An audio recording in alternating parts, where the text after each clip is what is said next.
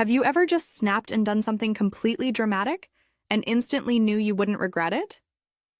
Yeah, that was me last weekend. So, my ex-boyfriend Jason and I had been together for almost a year and a half.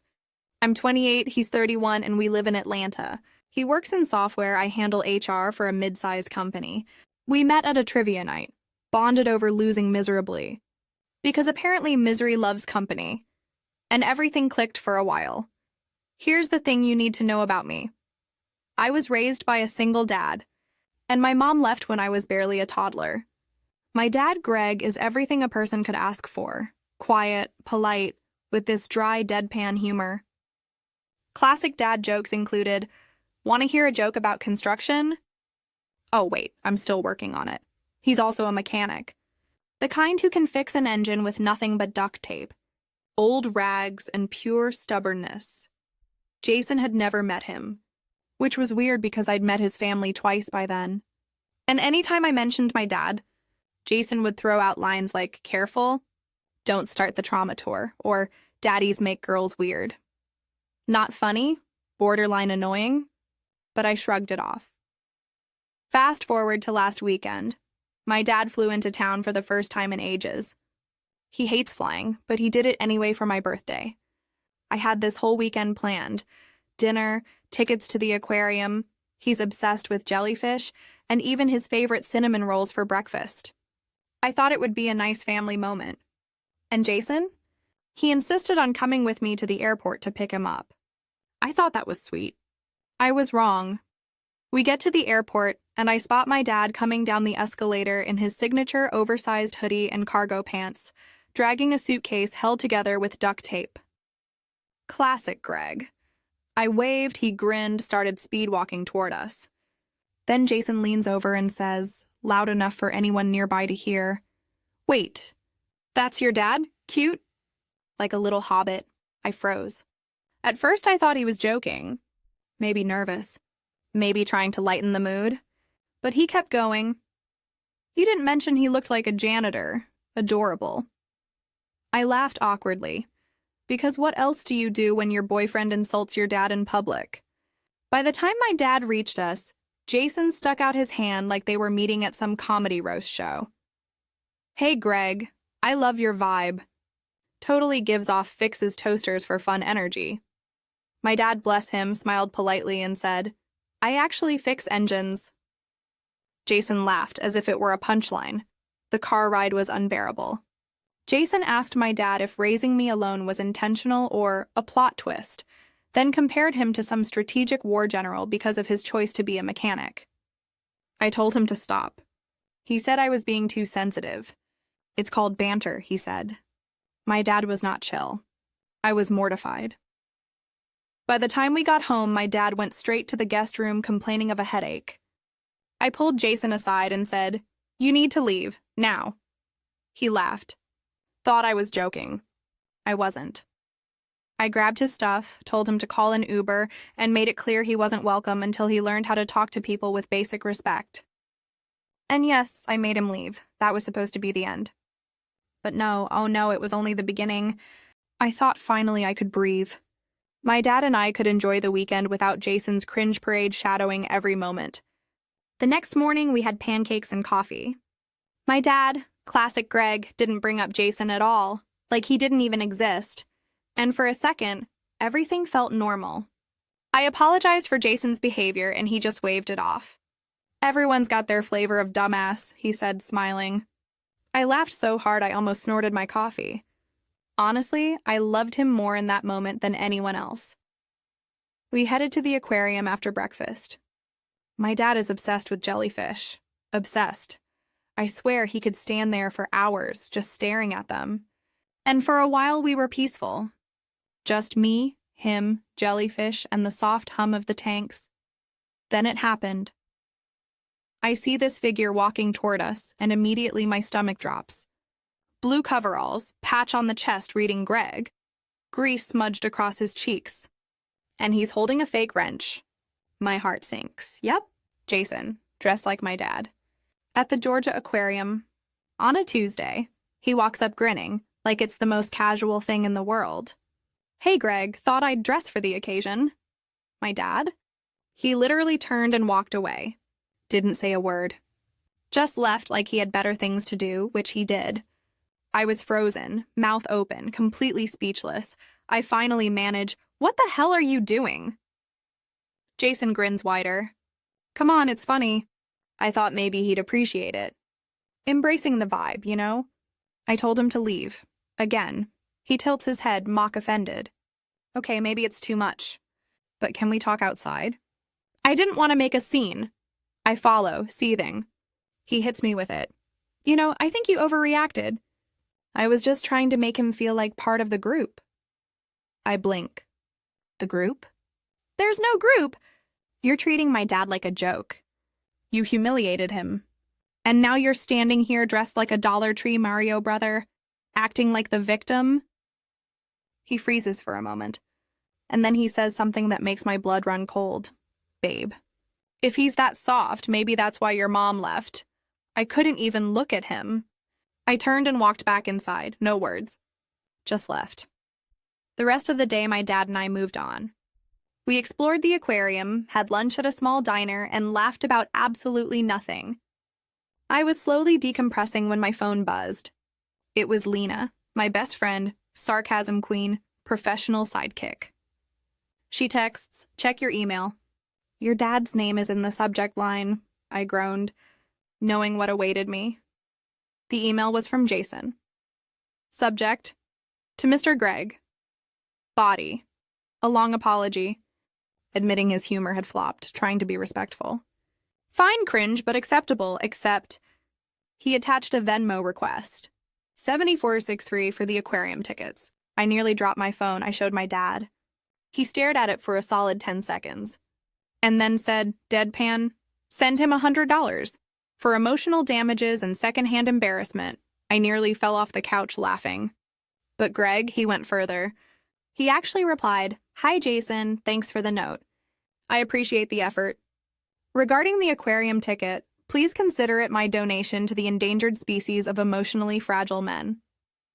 Best, Greg. I laughed so hard I cried.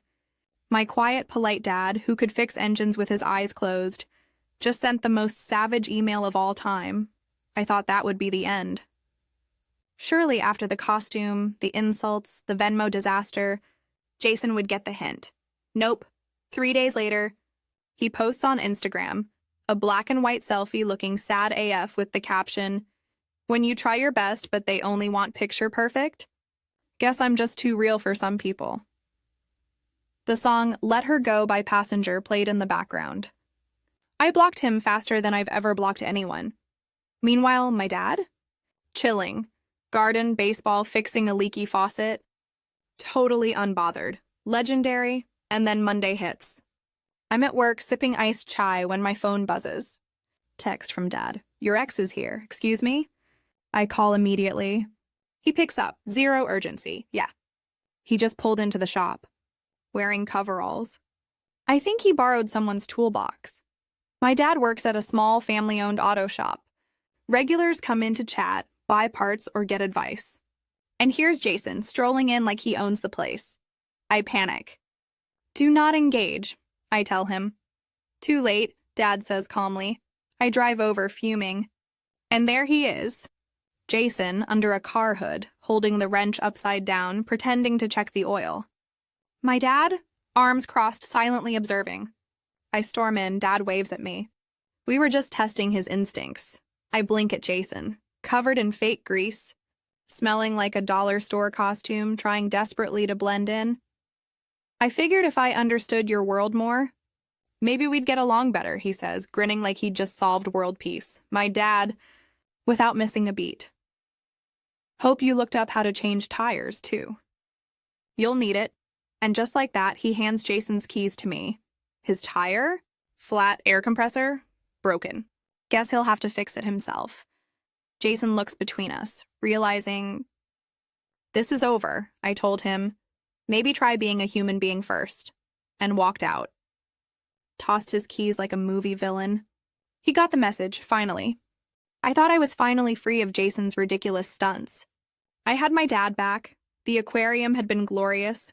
And for once, I could enjoy my birthday weekend without someone trying to turn it into a circus. But of course, life loves irony. Dinner that night was at South City Kitchen, one of my favorite spots in Atlanta.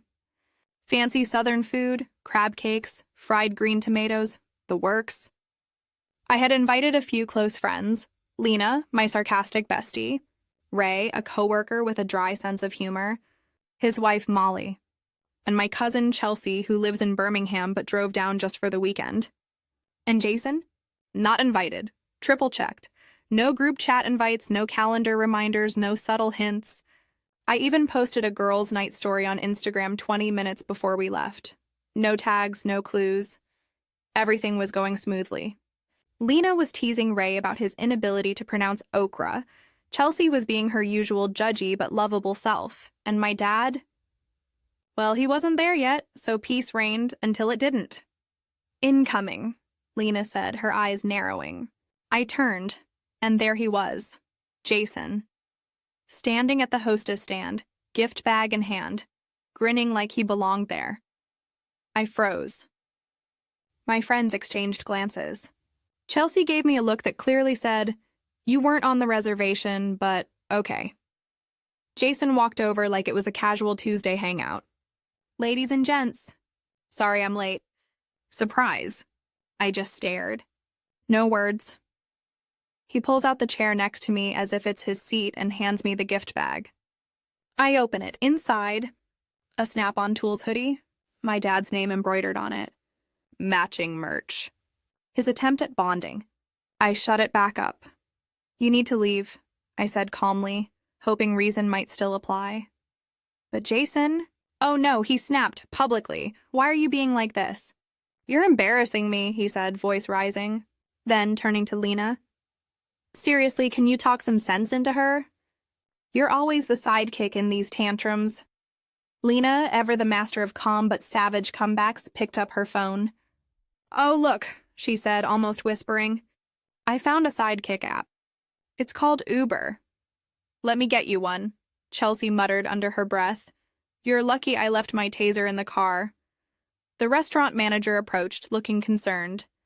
I told him clearly and loudly, "He's not with us." Jason tried the classic, "I'm her boyfriend" move. I snapped.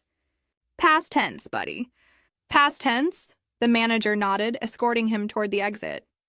Jason muttered something about HR girls being emotionally constipated. I laughed, not because it was funny, but because it was so desperately pathetic. The rest of dinner was a weird mix of relief and awkwardness. But Lena saved the night with a toast to boyfriends who dress like mechanics and leave like clowns. May we never meet another one.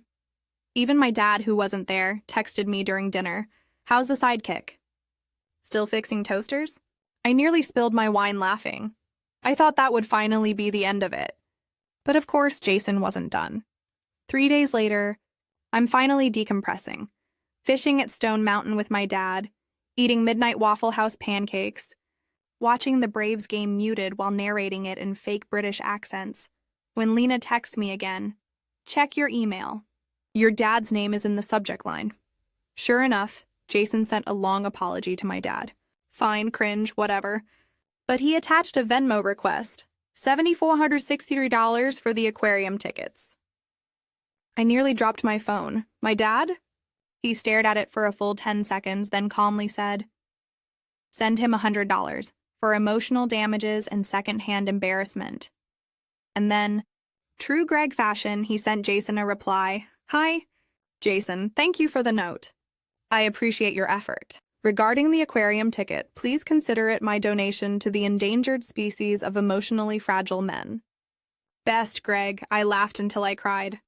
My quiet, polite, unassuming dad just pulled the most savage email out of nowhere. I thought, maybe now, finally, Jason would quit. Of course, he didn't. Just when I thought Jason had finally hit rock bottom, life, of course, decided to prove me wrong.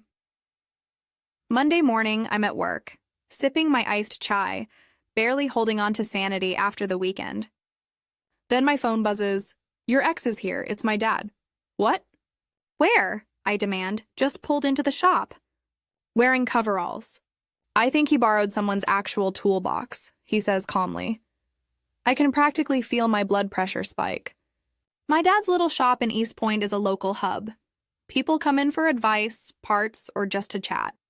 And now Jason's parading in like he owns the place. Do not engage, I tell him. Too late, he replies. By the time I get there, I see him.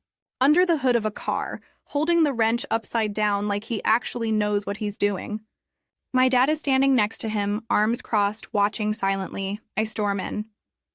Dad, what the hell is he doing? He waves casually. We were just testing his instincts. Jason looks up at me, fake grease smeared across his face, a ridiculous grin plastered on. I figured if I understood your dad's world more, maybe we'd get along better, he says. Voice full of false sincerity, my dad, without missing a beat, deadpans. Hope you looked up how to change tires too.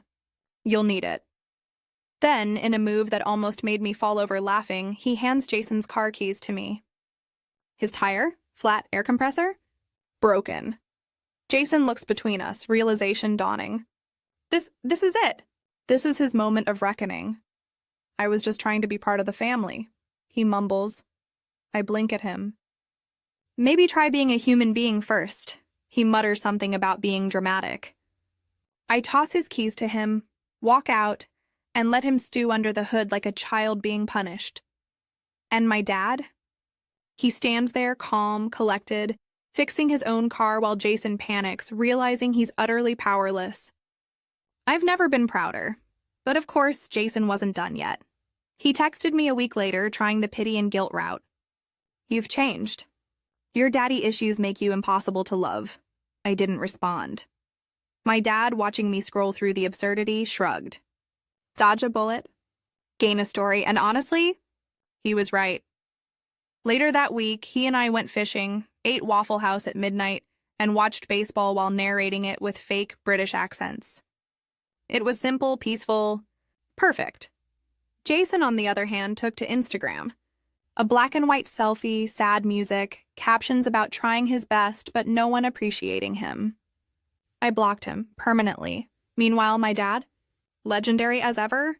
Gardening, fixing leaky faucets, watching the Braves, unbothered. The quietest, most polite, and simultaneously the most savage man I know. He even called me midweek from the shop, laughing. If he shows up again, I'll charge him a consultation fee. And guess what? That was the last straw. Jason eventually stopped. No more texts, no more Instagram pity performances. Just silence. Finally, my dad and I could enjoy our weekend, our aquarium trips, pancakes, jellyfish, and laughter, free from ridiculous theatrics. And honestly, that's when I realized something. Sometimes the people who raised us, who loved us quietly and steadfastly, they're the real heroes, not the dramatic, self-absorbed exes trying to play a character in their own imaginary reality show.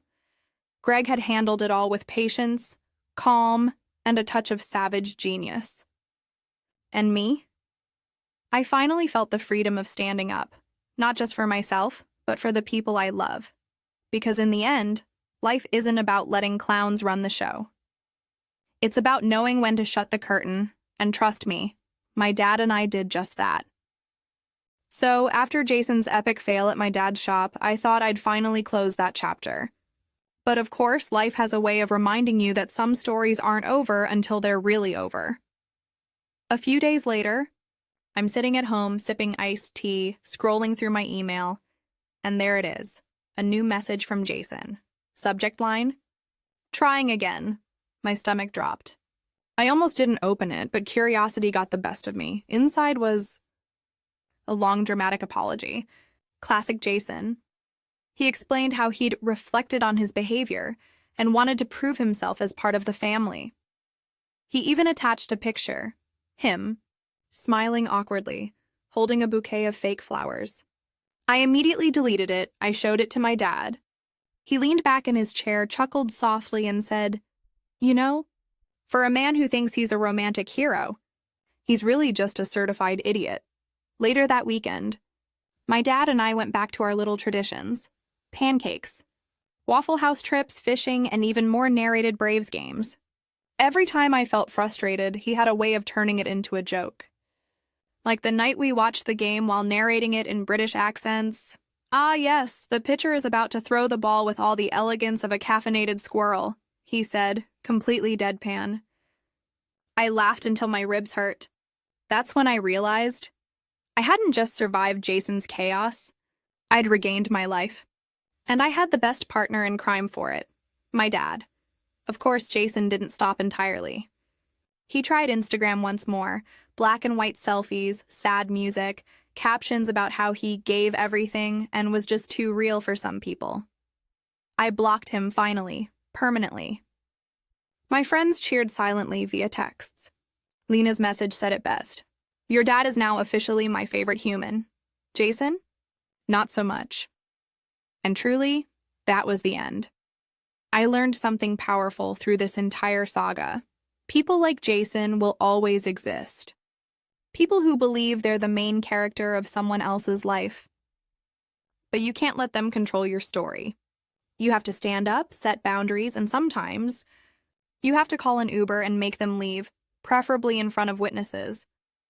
Most importantly, I realized how extraordinary my dad really is. Quiet, polite, endlessly patient, yet capable of being savagely hilarious when necessary. He handled every ridiculous stunt with grace, wit, and just the right amount of karmic justice. By the end of the week, I felt lighter, freer, happier. My birthday was no longer overshadowed by embarrassment. Instead, it became a celebration of family, laughter, and resilience. I shared the story with my friends, everyone laughing until they cried. Even my dad texted Lena, still fixing toasters. And that's when it hit me. Stories like this, they don't just make great anecdotes. They remind you who really matters, who truly loves you, and who will always have your back, no matter how absurd the world gets. Jason's chaos? Just a footnote. Greg's wisdom, patience, and epic humor? The main event. So yeah, Ada for kicking him out? Absolutely not. In fact, I think anyone in my position would have done the same. Some people come into your life to teach you lessons. Jason was just the comic relief. My dad, he was the hero all along, and honestly, I wouldn't have it any other way.